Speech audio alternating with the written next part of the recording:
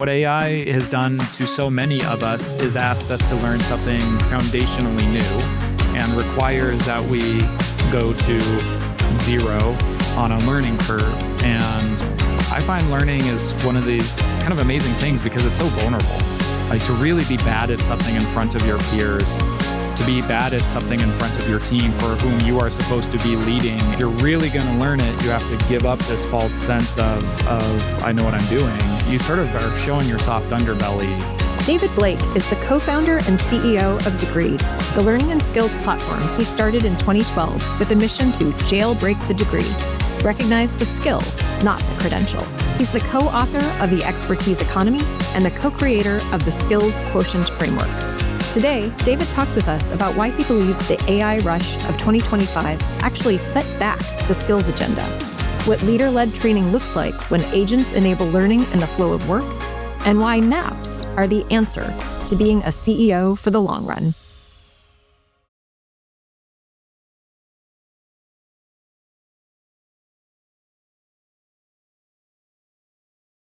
Welcome, David. Thank you. So glad to have you here. I'm excited for it.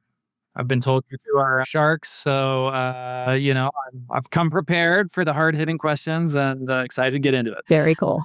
Well, so before we dive into our hard-hitting questions, I hear that you've recently visited overseas, Kenya in particular, and have quite a story to share. Do you want to talk about that? So I just got back from Nairobi, where I had the opportunity to attend the grand opening of the Top of the Hill all-girls secondary school.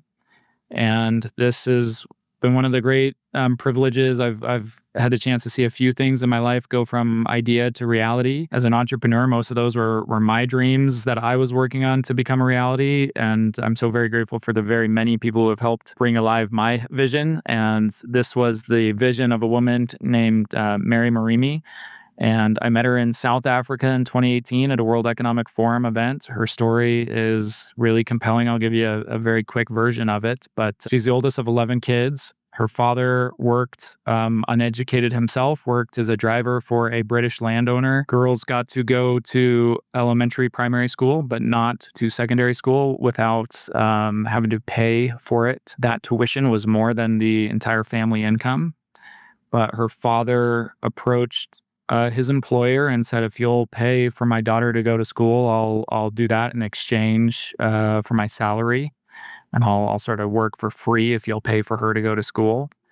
And the British landowner agreed, paid for Mary to go to school. She got an education, would go on to get a PhD, become a professor at Texas Tech. And when her father passed, he left her a family plot of land and said, turn it into a girls' school. I met Mary just not that long after her father had passed and had kind of given her this charge.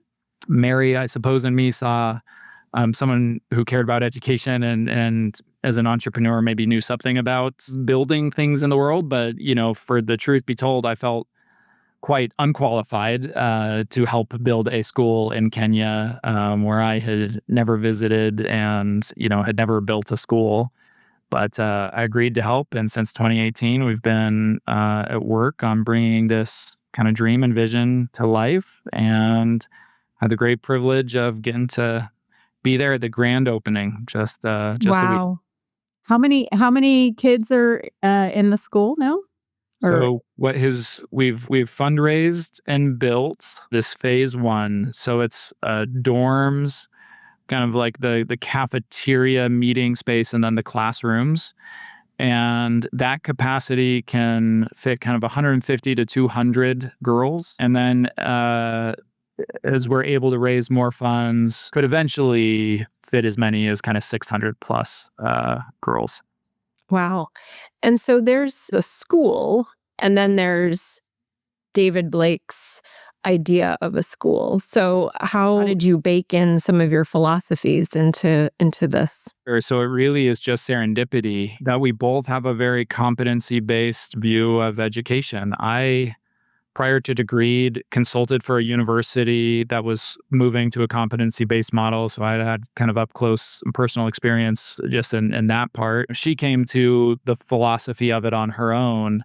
but this is one of the first competency-based education curriculums being run in Kenya. And so, very skills-based, application-based, project-based. Mary, I met her in South Africa, and then she lived in Lubbock and would be in Kenya quite a bit.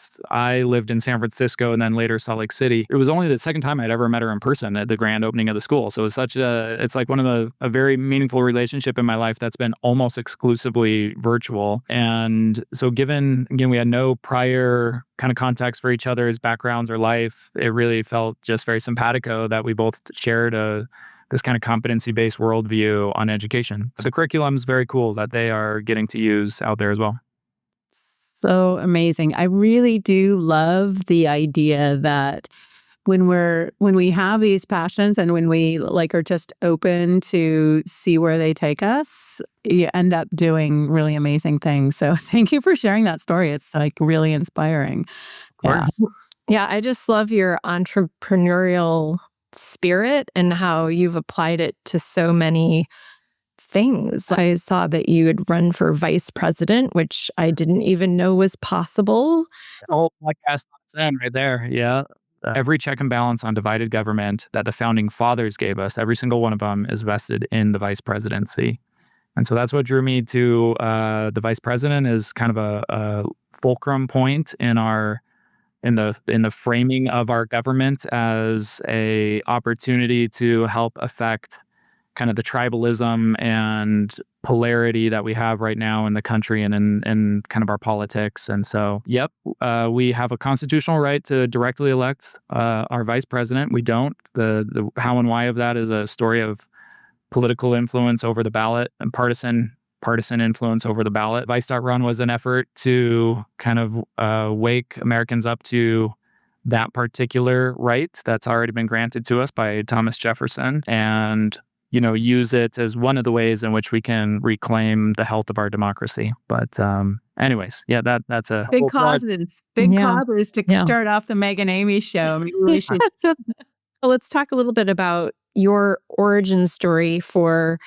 Degreed and how maybe that is changing or not. So you made this early bet. The future belongs to learners, and then you've also said the future doesn't care how you became an expert. And right now with AI rewriting this future and what expertise even means, have either of these bets changed for you?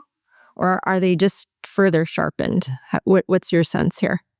Yeah, the first one is a reference to a quote by an American philosopher named Eric Hoffer. And the quote in its entirety is, "In times of great change, it is learners who will inherit the earth, while the learned find themselves beautifully equipped for a world that no longer exists."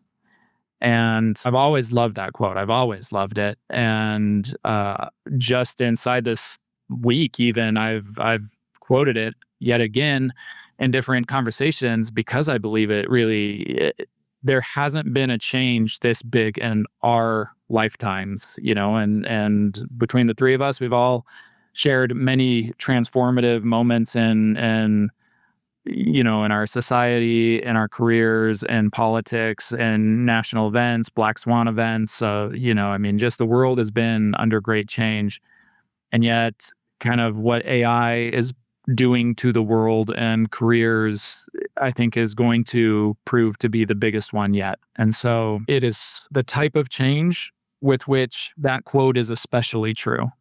That, if you dig in your heels in this moment in time, you're gonna be living in a world, that just isn't around that much longer. And so, it absolutely is a moment where learners are who will make it to the other side, and it's learners who will inherit the earth. And of course, the other main tenet that you had was that skills would be the currency for all, right? Competencies and then turning into skills. And that was one of the foundational principles of Degreed. And we're also kind of wondering if that's going to potentially be left by the wayside with the focus on outcomes and, talking about like outcome-based pricing of goods, but also would it be also outcome-based pricing of services? So anyway, we're wondering kind of twofold. Is the skills-based economy, is that actually happening? And where is it headed? It's a good question. I watched a SpaceX documentary on Netflix, and in it, there's kind of this vignette of Elon Musk. There's the types of technology that has sort of inevitability to it. No matter what happens, TVs are going to get cheaper.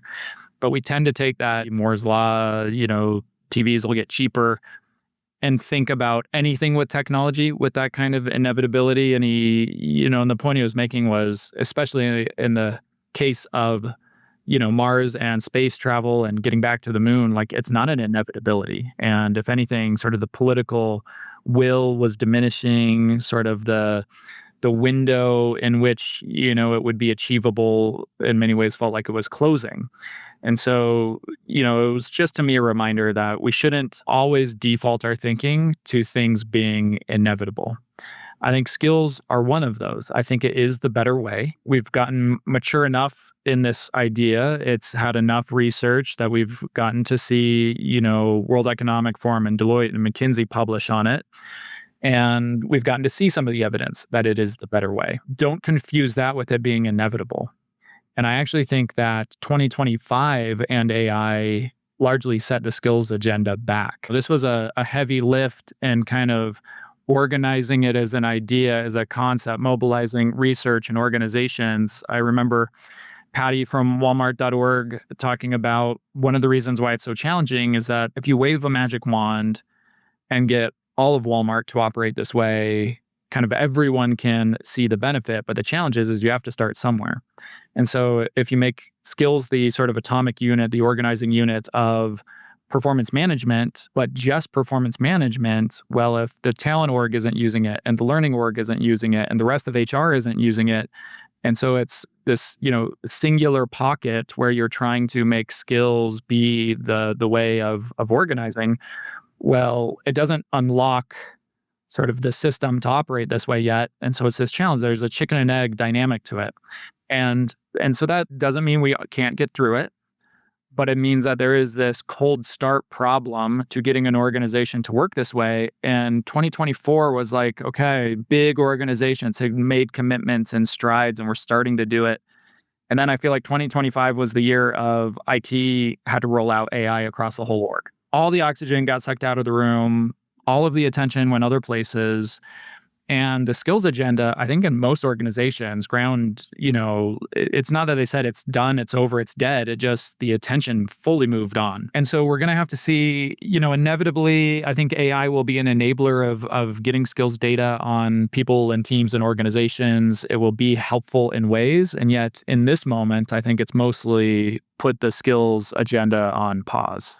Well, it's interesting too, because, AI has skills.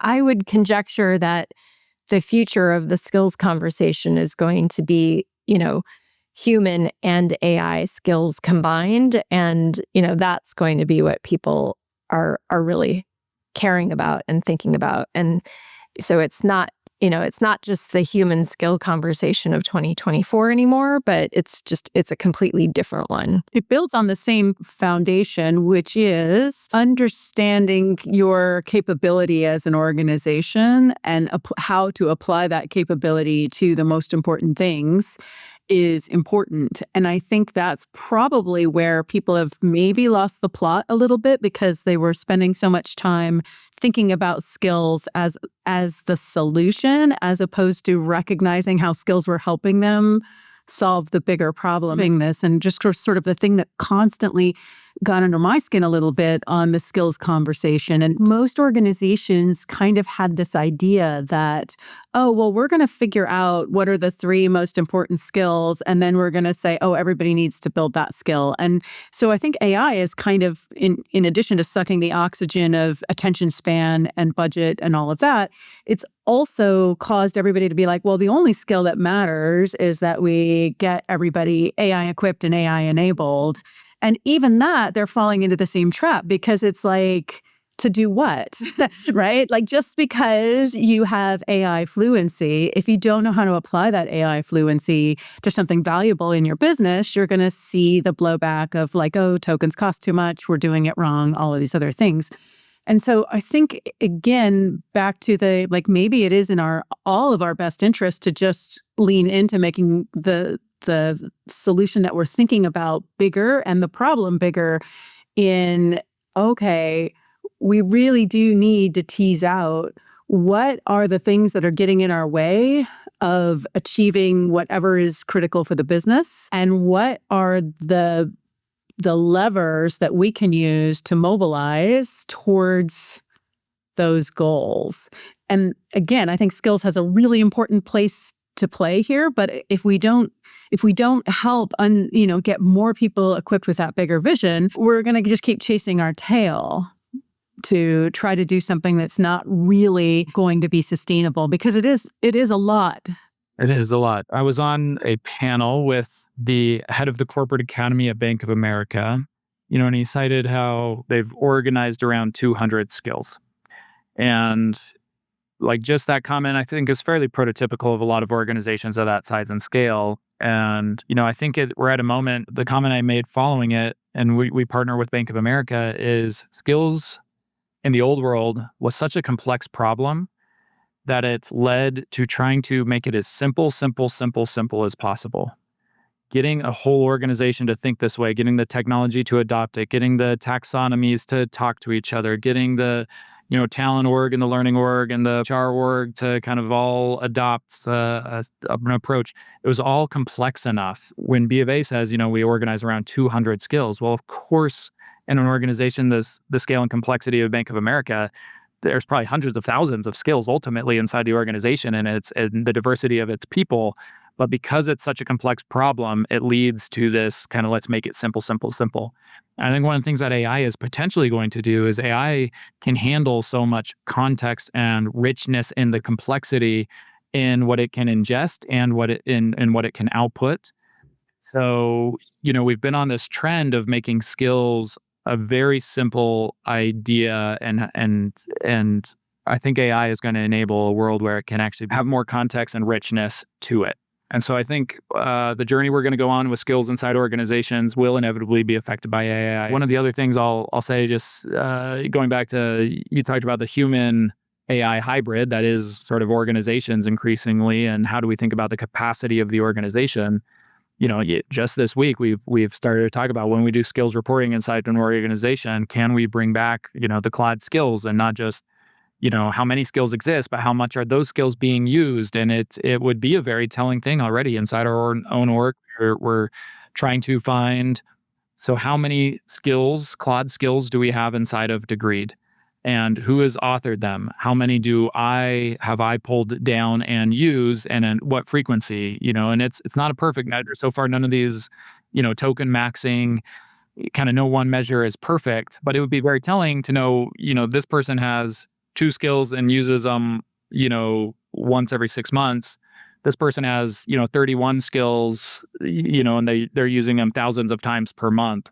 Like, you obviously have a different level of capacity built with your AI, in person A versus person B. And I think we're going to see more of that. Inevitably, we'll see more of the hybrid kind of lens of on the capacity of an organization. What's interesting there too, like, just continuing to pull on that thread, is, what about the skills improving? The AI skills improving, in a sense, right? Like, how can you start to track that? And then at the same time, understanding what skills people are gaining from, how they're interacting with the harness and with the skills themselves. I don't know. It's kind of like this ongoing loop, but getting into skill development and also, kind of training, right? Like, you're training people and you're training the AI too. I wanted to pull the opposite side of the thread. I would be really interested to understand how many of those skills contradict each other and how many of those skills overlap with each other, because I actually think that would be super interesting to to really get curious about that, right? People are creating these skills to accomplish these things, and these skills become kind of a foundational element that start to build up.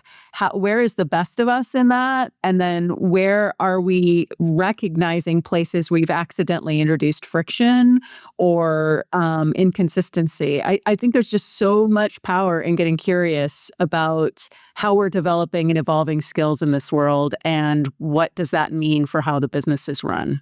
I love that. I've said it a few times. I still don't know of good technology solutions, but like skills management, so AI skill management is very quickly going to become a thing, because we are, Degreed is relative to the clients we serve. We're very small organization. We're not overly complex organization. And yet the number of skills already that overlap between, which designer built it. So what bias does it give to the design file and the output? We are absolutely going to need help organizing and keeping that track at scale. And this morning, just a fascinating thought. I traded emails with a startup that is working on having agents take all of your corporate training.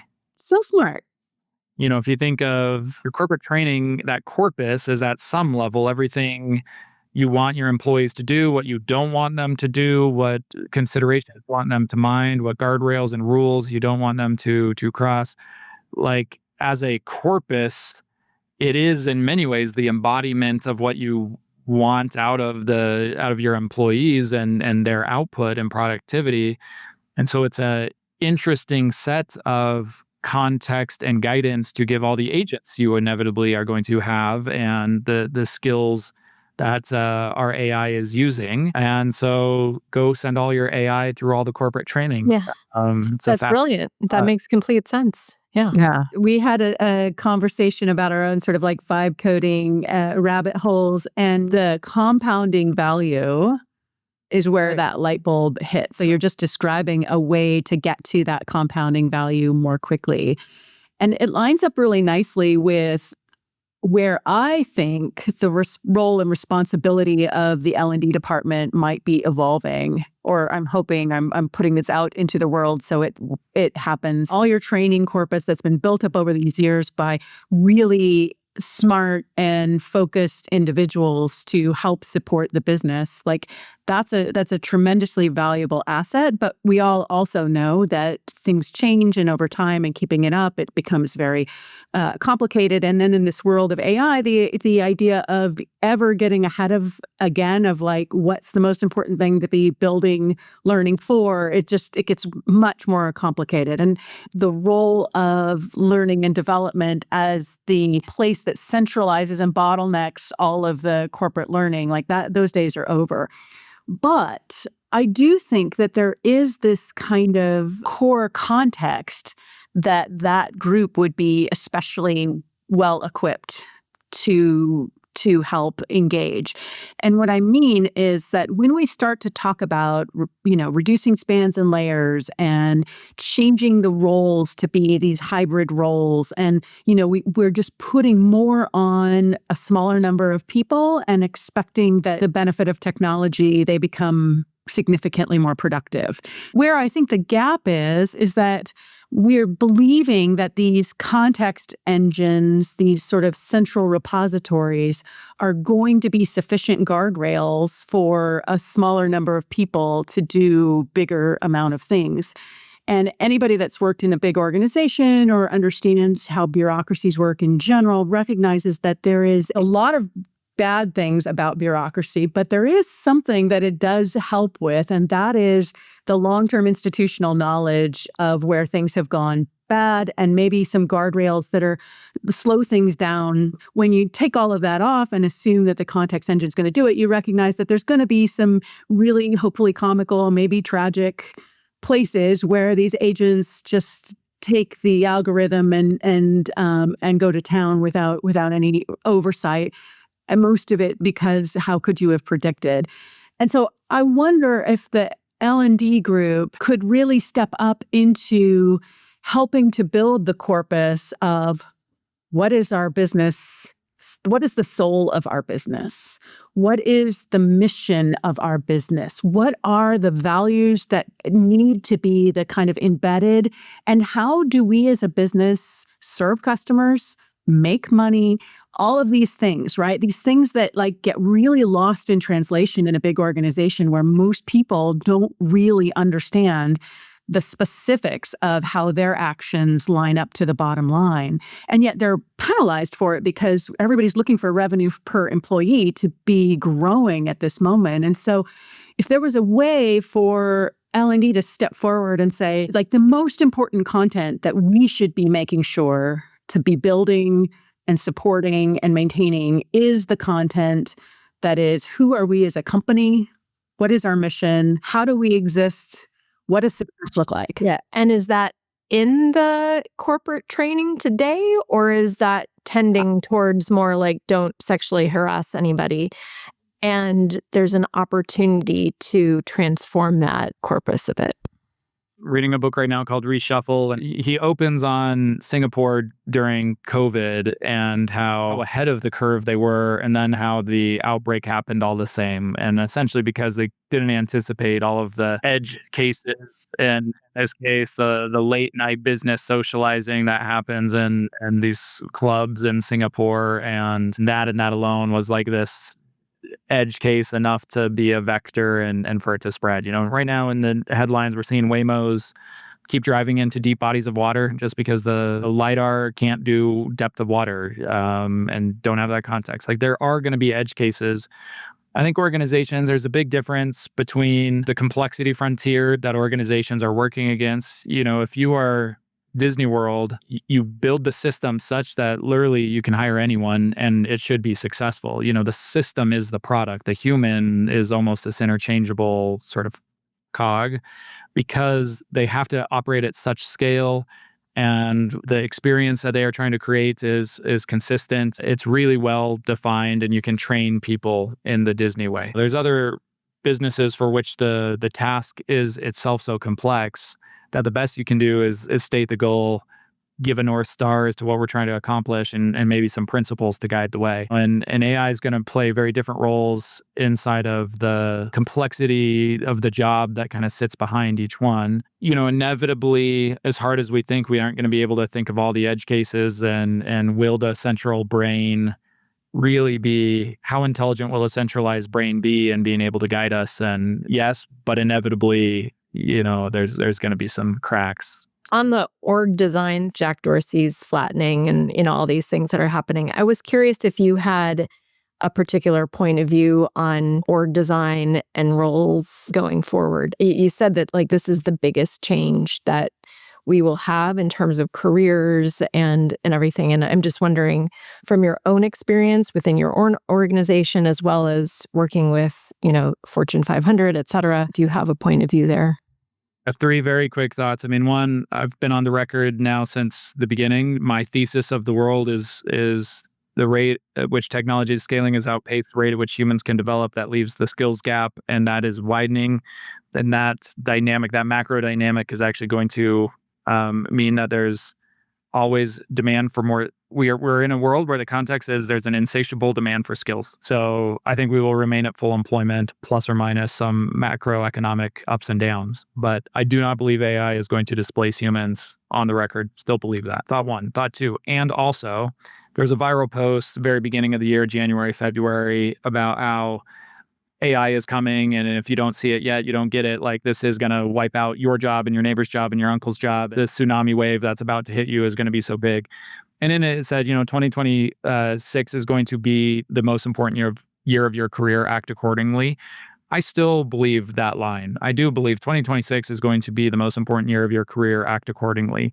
Like, I think we'll stay at full employment, but it is radical to change. And, you know, often it takes a generation to, you know, read a report yesterday on how AI is expected to create in America, you know, sort of twice as many jobs as it's going to eliminate. That's great in macro, but if you're one of the jobs that gets displaced, it doesn't feel good. You know, we need to be nimble. We need to be agile. You need to, learners will inherit the earth. You need to be adapting to this.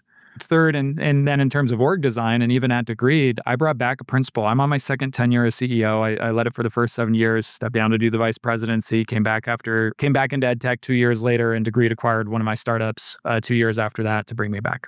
Second tenure at Degree, the principles of the organization had evolved. And early on, we had this principle that there was no org chart and that everyone belonged to one team, but often several.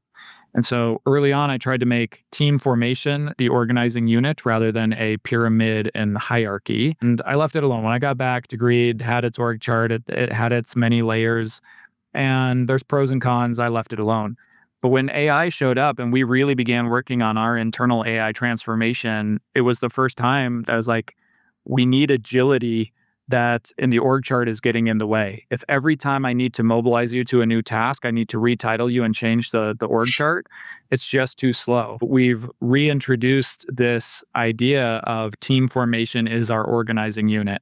And so you will always belong to one team and you will often belong to several. It makes it so how we operate is when something needs to get done, you just circle the people in who you want to work on it and name the leader. That's not your new, you don't get a salary change.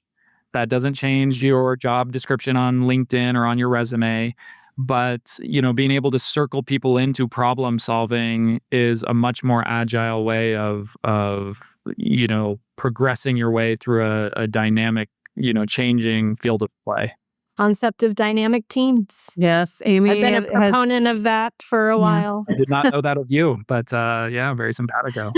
The other thing I've always loved about the dynamic team thing, if we get back to the learners will inherit, most of us learn best by doing. And so having the opportunity to join these different teams and take on different challenges and hurdles not only helps with agility writ large, but it also helps with individual confidence in skill development, practice, and proficiency in general, because what you're learning in that moment is oftentimes not just the thing, but also some ability to start in the middle and jump in and try to figure it out and come out the other side successful. And when you force yourself into that kind of motion, what you're really building is confidence in change. And change agility, to me, is the thing that we need to be building in organizations right now if we're going to have any chance of surviving this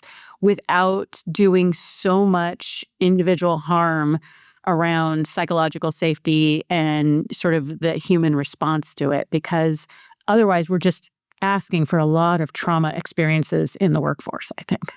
I really believe in that. When so many of us, of course, we think of ourselves as lifelong learners, but we're learning in sort of this very incremental way. We had the foundational knowledge from earlier in our life or career or university or training, and then we're sort of incrementally learning.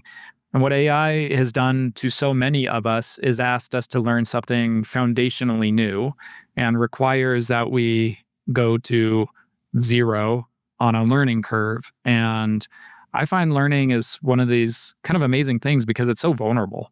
Like to really be bad at something in front of your peers, to be bad at something in front of your team for whom you are supposed to be leading and you are supposed to know. And it's really calls on each of us to, if we pretend that we know it, it leaves us sort of hampered in our ability to really learn.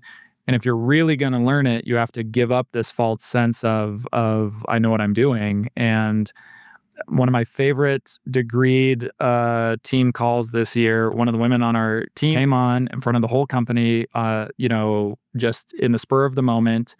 And it was obvious that she was in the middle of kind of grappling with this problem and learning how to do it.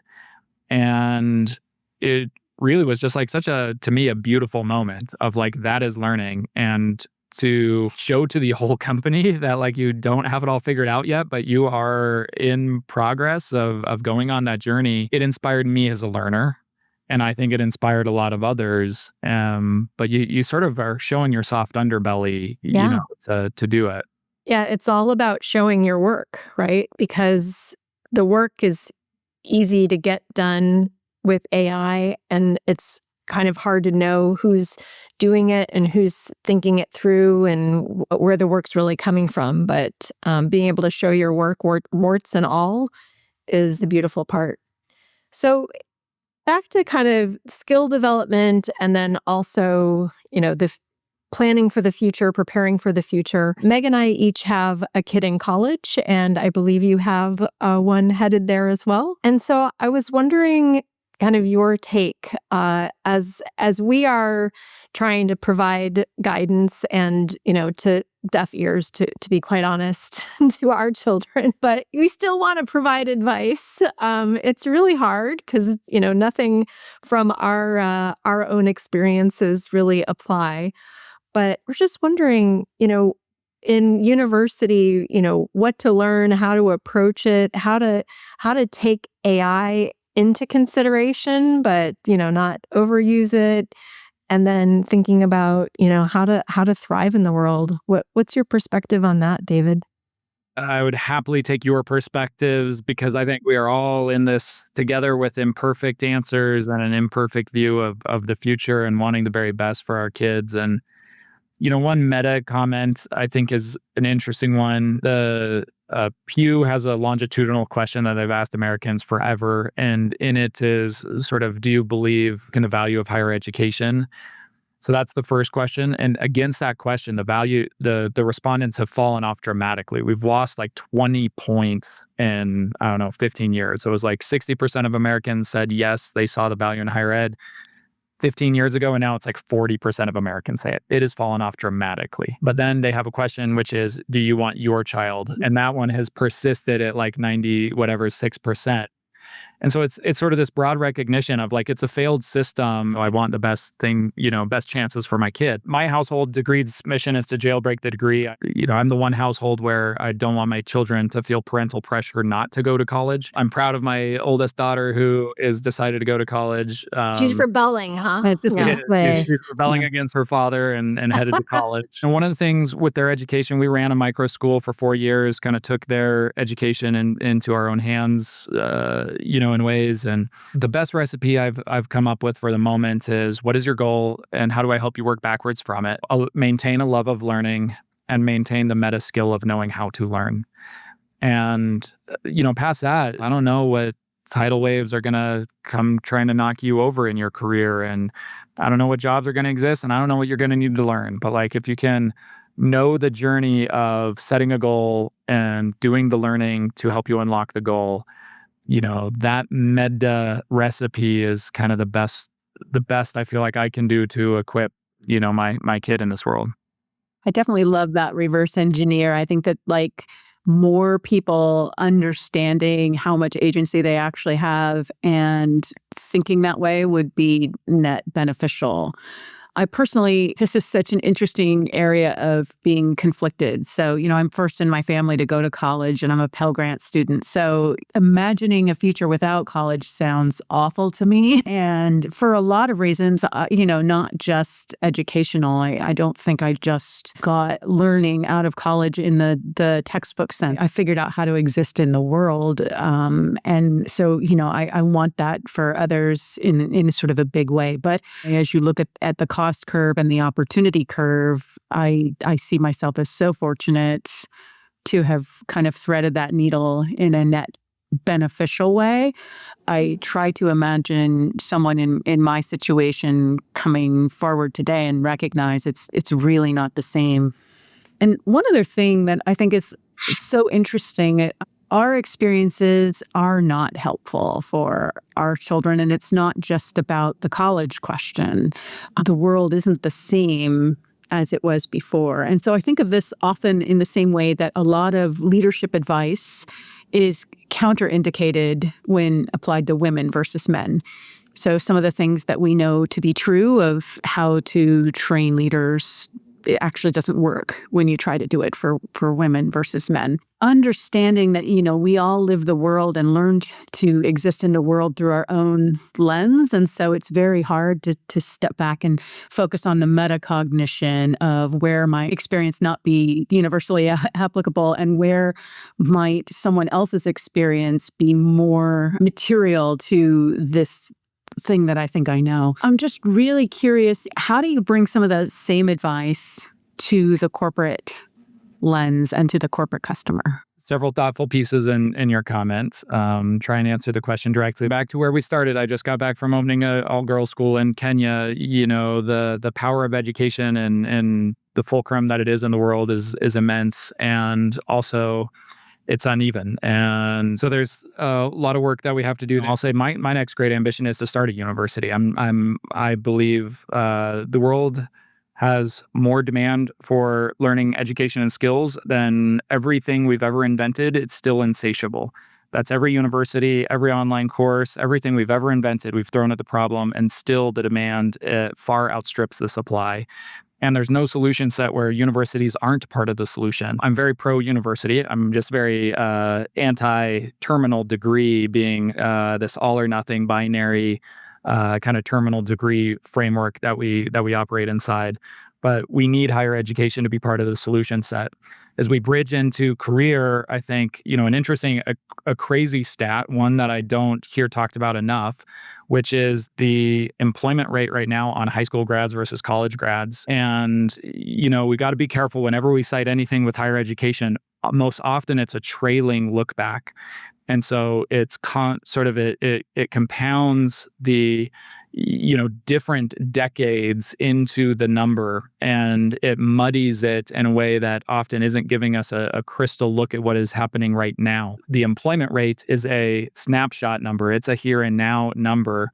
And, further we are seeing, so while a lot of the AI dystopia isn't borne itself out in the ways that the most pessimistic have said, we are seeing the early career ladder, really kind of get reshuffled.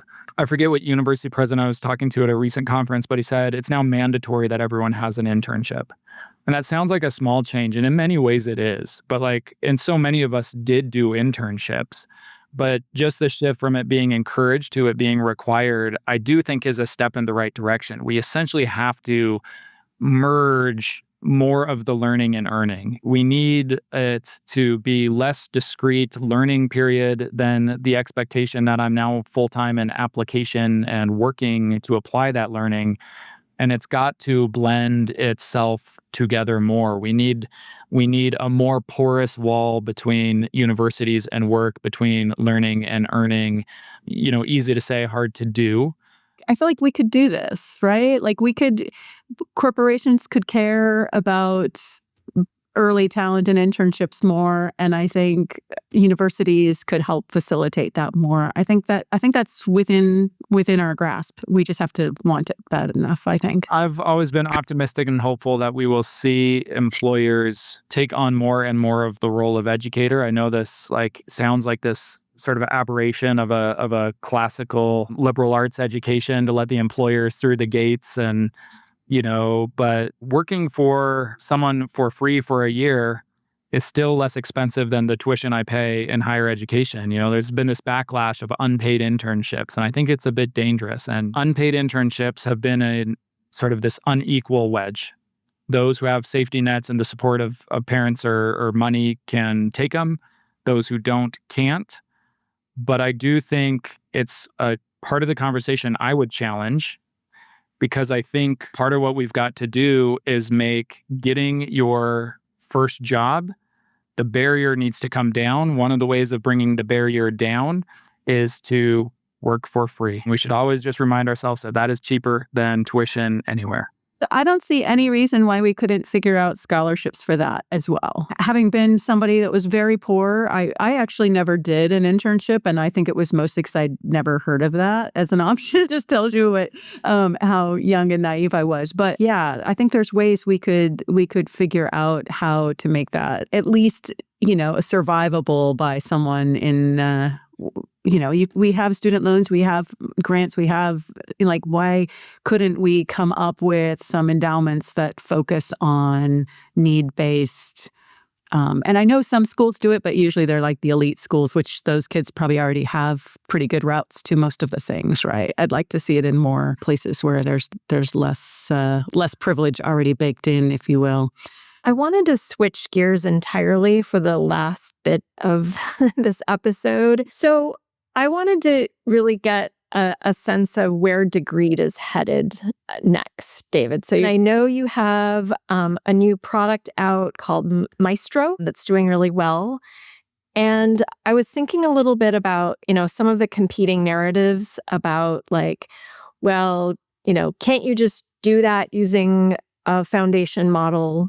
Can't you just vibe code that yourself in your company? Why would you need to buy something? That's one. And then another is that actually, if we look historically at every technological change, the wrappers are the winners, right? Like, it's not going to be the foundation model. So you actually, being in a position to have the thing on top is better. There's also the SaaSpocalypse and, that narrative around, well, even if SaaS companies are trying to build AI, there's, they have 60% adequacy, which is not at all enough to, keep the business going. So anyway, there's all these competing narratives, and you're sitting in this seat right now where you've had this extremely successful SaaS business with a great product market fit of learning experience platforms. And now you are moving into the AI age. And I just wanted to pick your brain a little bit in terms of your product. What's resonating, what's not, how's the adoption going? And how are you navigating some of these narratives in terms of your own thinking and where you're going? SaaSpocalypse, the relationship between sort of vertical applied software and IT, build it ourselves relative to the foundation models themselves, attacking more and more of the software sort of stack. So we'll hit that, and then just what is Degreed up to in the market? Happy to hit that as well. Degreed is announcing Degree.ai, which is our agentic system and version of Degreed. And so in referencing that, we have Maestro and Degree.ai. And Maestro is the experiences that we are building for learning. And so it's multi-persona role-playing, it's AI leadership coaching, it is AI personalized development plans, it is skill reviews, it is generative assessment. There are lots of experiences to build. And I think ultimately there's infinite. The power of it is building up from the LLMs.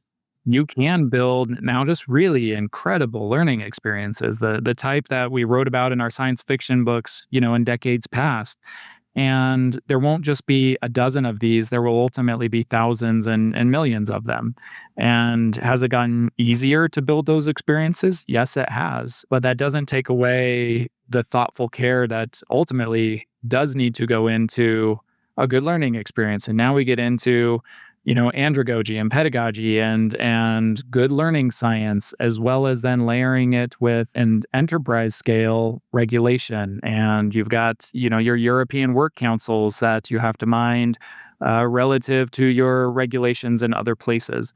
So building these experiences thoughtfully well that produce great outcomes and that can be compliant at scale. It's hard work, it's thoughtful work. We and others will do it, and it serves a purpose and is worth something to the world. So that's the experience layer of kind of the AI learning experiences.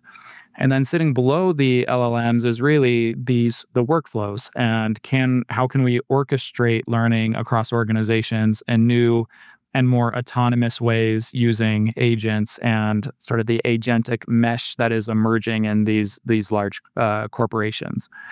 And that also gets really exciting. I think where it's going to matter the very most. So it's going to make the jobs for L&D easier and HR in many ways, but they've been doing that job, and now they're going to have some extra tools to help them do it with more ease and scale. But I think where it's going to make the most radical difference is with leaders. Because leaders, for the most part, were never trained to be educators. Your average manager inside of, your corporate is not trained on how to turn around and train others. They came up doing the job themselves, and they've demonstrated some level of sort of EQ and leadership capabilities, but that doesn't mean they know anything about training. And the ability for leader-led learning to happen, I think, is going to be the most radical kind of gain. Because in an agentic world, a leader can turn around and say, hey, I need, these 4 people on my team to get trained and enabled in this thing by this date, and shoot off an email into, AI at Degree.com, which ingests it, understands the syntax, gives the right agents the right tasks that go and find the right context, see what the people have learned, find the right resources. In many cases, it generates live in real time the AI experience that would best fit the task, and bring it back to those employees, see them through it, close the loop with the manager.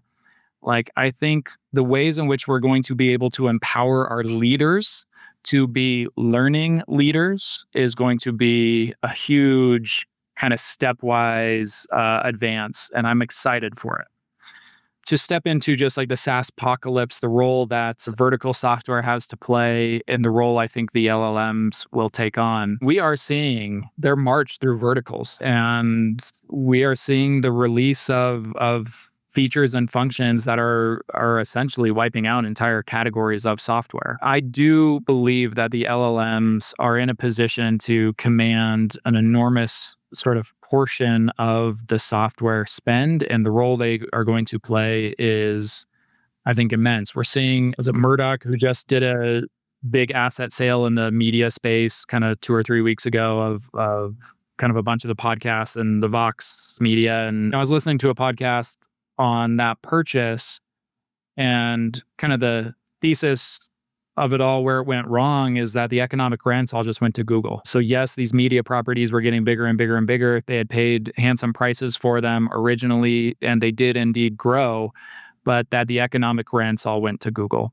I think we need to be thoughtful as software providers. Our wrapper and sort of the premium we are charging on top of the compute, it leaves us very exposed over time that the economic rents are just going to continue to go back to the LLMs. We have to believe that at some level, the price of compute is still being subsidized, and at some point they're going to have to charge more. When the time comes for them to charge more, it's going to fall on us.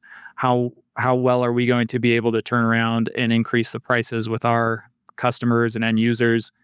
It's a very vulnerable position to be in.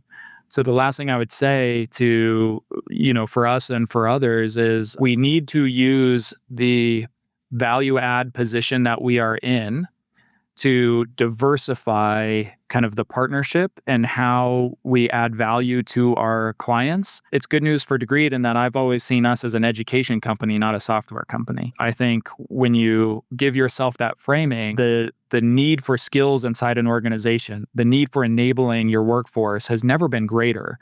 And so the demand for what we have to contribute, I think, is only going up.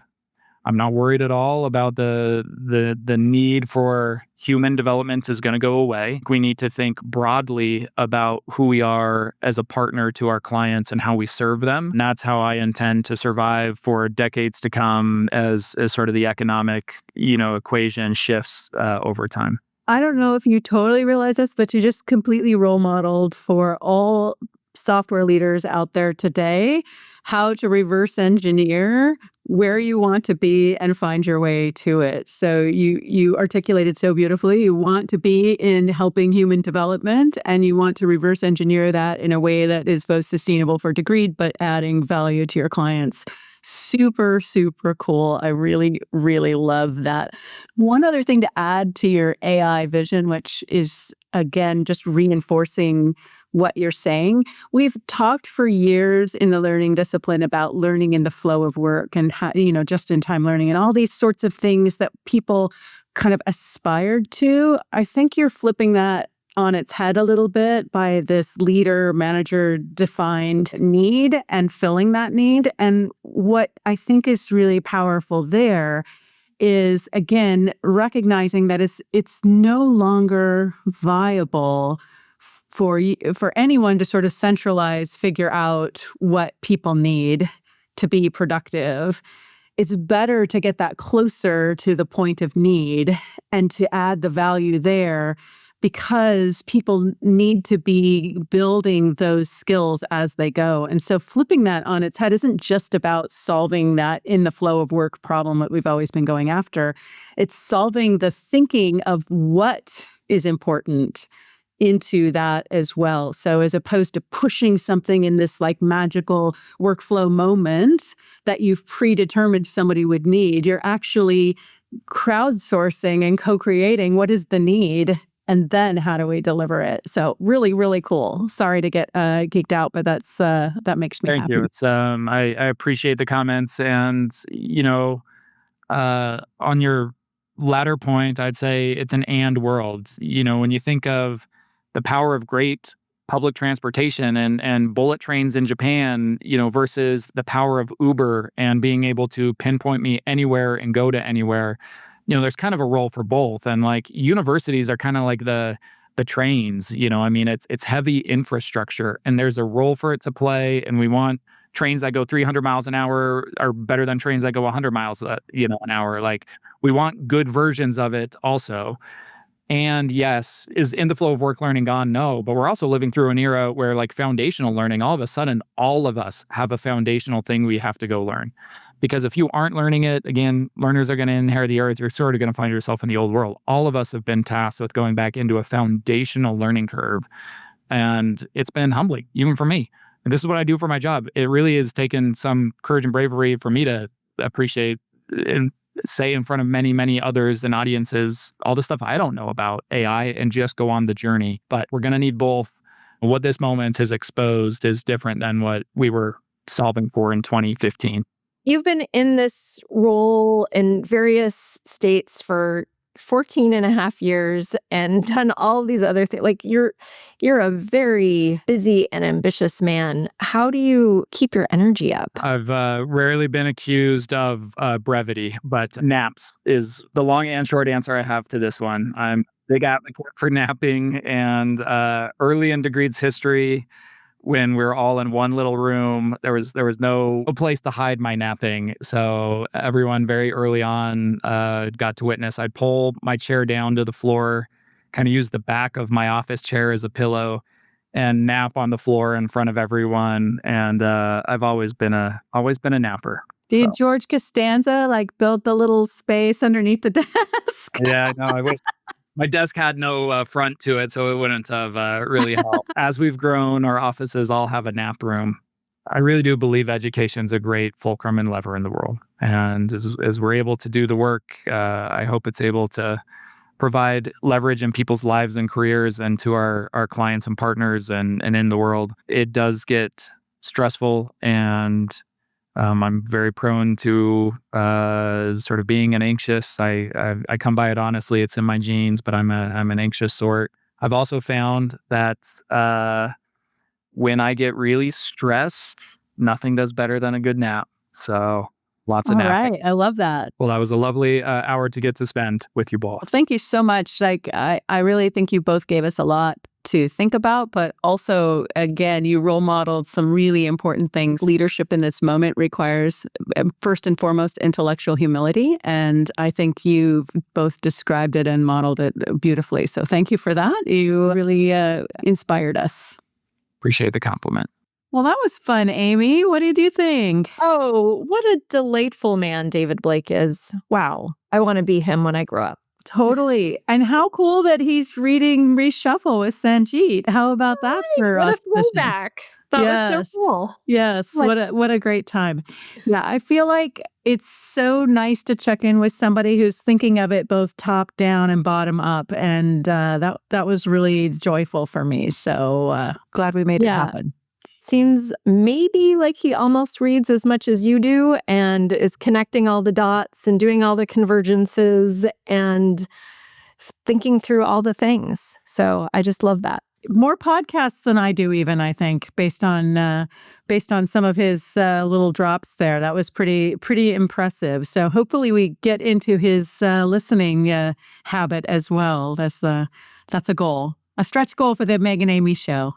Oh, well, this has been delightful. Thank you to all of our followers. Please tell a friend. We're still working to get our Q2 goal of some follower numbers, so appreciate all the help. Let's invent the future together, everyone. I believe in us. Let's make every day count.